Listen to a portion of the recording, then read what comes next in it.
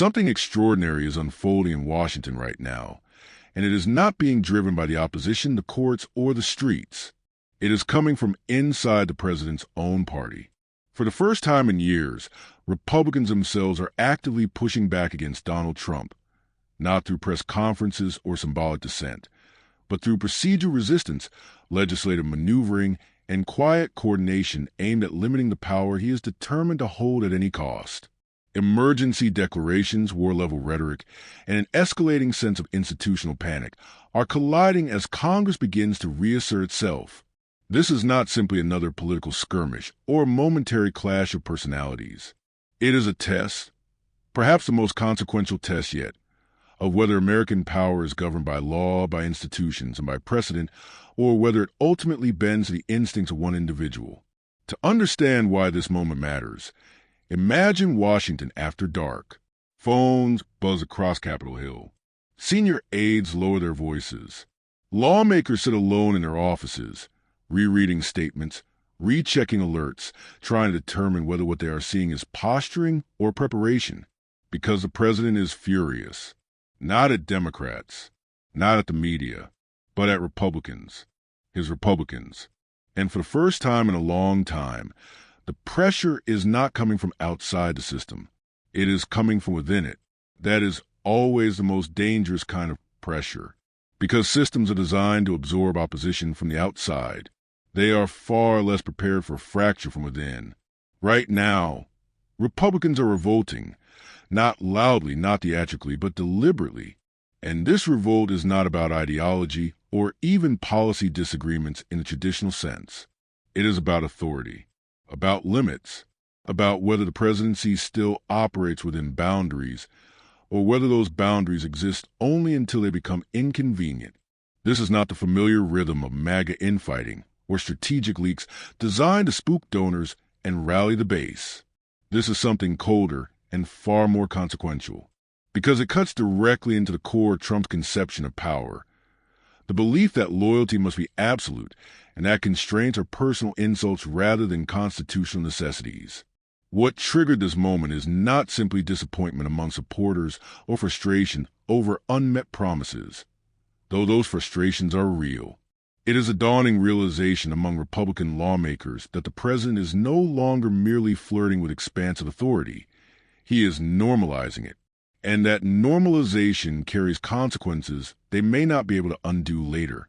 At the heart of this internal revolt lies a reality that few in Washington are comfortable saying plainly. The president has been publicly entertaining the idea of using military force in ways that can entangle the United States not with distant adversaries, but with allies, not hypothetically, not rhetorically, operationally. When senators began spelling out what this actually means, slowly, carefully, it sent a jolt through the system. Because once stripped of slogans and bravado, the implications are staggering. Military action against allied territory is not bluster. It is not negotiation. It is a legal, strategic, and moral catastrophe. And the fact that lawmakers now feel compelled to explain this to the public is itself a warning sign. No one voted for a presidency that risks confrontation with allies. No one endorsed a vision of power where treaties, mutual defense obligations, and decades of alliance building are treated as optional. Yet here Congress is, parsing statements, weighing scenarios, and racing to close doors that never should have been opened. They are doing so because recent events have made clear that dismissing rhetoric as jokes is no longer responsible. This is where Trump's worldview becomes central to understanding the backlash. He does not see geopolitics as a network of obligations and shared security. He sees it as leverage, as property, as dominance, as something that can be imposed if pressure is applied hard enough. That framework may produce results in business. In global politics, it produces instability, escalation, and unintended consequences. Republican senators understand this. They know that once military action is framed as an option, the machinery of the state begins to move, often faster than Congress can react. That is why the War Powers Resolution, long treated as an abstract constitutional relic, has suddenly become an emergency brake. not a talking point, a break.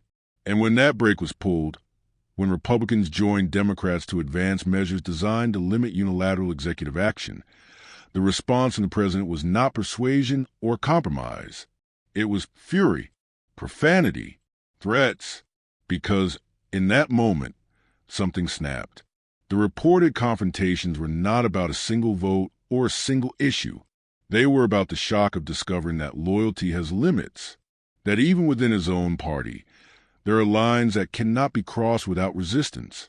For Trump, this resistance feels existential. His political strategy depends on projecting inevitability, strength, and total control. Nothing undermines that faster than members of his own party asserting independence, especially when the issue at stake is war, emergency authority, and constitutional boundaries. Faced with resistance, Trump does not retreat. He reframes. He escalates. He reaches for the language of crisis. National emergencies are not just policy tools. They are political weapons. They centralize authority. They compress debate. They recast dissent as sabotage. And the recent emergency declarations tied to strategic assets fit this pattern perfectly. Under the banner of national security, complex economic realities are simplified. Long timelines are ignored. Corporate interests are obscured. And the president positions himself as the sole protector of the nation, while lawmakers who question the approach are framed as obstacles. But behind the spectacle lies a more uncomfortable truth. The promised benefits of these emergency measures are distant, uncertain, and largely structured to favor multinational interests rather than the public. Infrastructure is incomplete. Returns are speculative. Costs are immediate. Complexity, however, has never been the point. Control is. And this is where the story darkens. Because as emergency rhetoric intensifies, congressional scrutiny has not faded. It has sharpened. Oversight requests are expanding. Timelines are being examined. Inspectors general are being invoked, not to accuse, but to understand how process is broken down. This is not scandal hunting. It is governance. And governance is dangerous to leaders who rely on narrative dominance rather than institutional transparency. The administration itself elevated transparency into a defining promise, signaling urgency and prioritization. But execution has lagged behind rhetoric. Deadlines have slipped, explanations have thinned, and when lawmakers begin asking why, they are not alleging conclusions. They are identifying red flags. Red flags are threatening not because they prove wrongdoing, but because they invite scrutiny. And scrutiny is precisely what a presidency built on speed, spectacle, and dominance struggles to accommodate. This explains a pattern now unfolding. Whenever scrutiny tightens, the narrative widens. Emergencies are declared. External threats are emphasized. The conversation shifts from documentation to dominance, from compliance to confrontation. It is not subtle. It is instinctive. Flood the zone. Raise the stakes. Change the subject. Hope the audience moves on. But Congress is not an audience. It is a co-equal branch. And for the first time in years, some lawmakers are behaving like it again. Subpoenas are being discussed. Financial trails are being examined. Questions are being asked about why certain oversight steps were not taken proactively if transparency was truly the priority. And again, this is not about proving an outcome. It is about explaining a process. Processes do not care about loyalty. They care about records. And records are stubborn.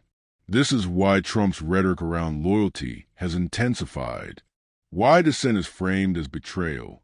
Why even bipartisan oversight is portrayed as partisan warfare. Because once neutral review is accepted, control over the narrative is lost. And for Trump, control is survival. This is what makes Republicans uneasy. Not just the policies, not just the rhetoric, but the convergence. War powers being challenged. Emergency powers being scrutinized. Disclosure processes being questioned. Party unity fraying, all at once. This is not a bad news cycle. It is a systems test, a test of whether institutions still function when pressure comes from the top rather than the outside. And some Republicans are quietly acknowledging that the greatest risk is not what oversight might uncover, but what happens if oversight fails entirely. Because systems that cannot examine themselves do not adapt. They harden, and hardened systems eventually shatter. This awareness has changed the internal conversation from defense to distance, from justification to insulation. Lawmakers are no longer asking how to help the president dominate the next headline. They are asking how to preserve institutions they will still need after this presidency ends. That shift is subtle but profound. This revolt feels different because it is driven not by ideology, but by alarm, not by ambition, but by preservation, by lawmakers who understand that precedent outlives presidencies, and that once norms collapse, they do not magically reappear. As this internal resistance deepens, the real story is no longer what the president says publicly. It is what lawmakers are doing privately, coordinating, comparing notes, deciding when to act. Because behind closed doors, a realization is settled in. This is no longer a conventional presidency testing political limits. It is a presidency testing institutional ones. And institutions, once pushed too far, respond slowly but decisively. This is where the story ultimately lands. Not in a single vote, not in a single declaration, but in a quiet confrontation between instinct and structure, between personal authority and constitutional design. History will not remember who shouted the loudest. It will remember who stepped in when the rules began to bend past recognition. And for the first time, that reckoning is coming from inside the House.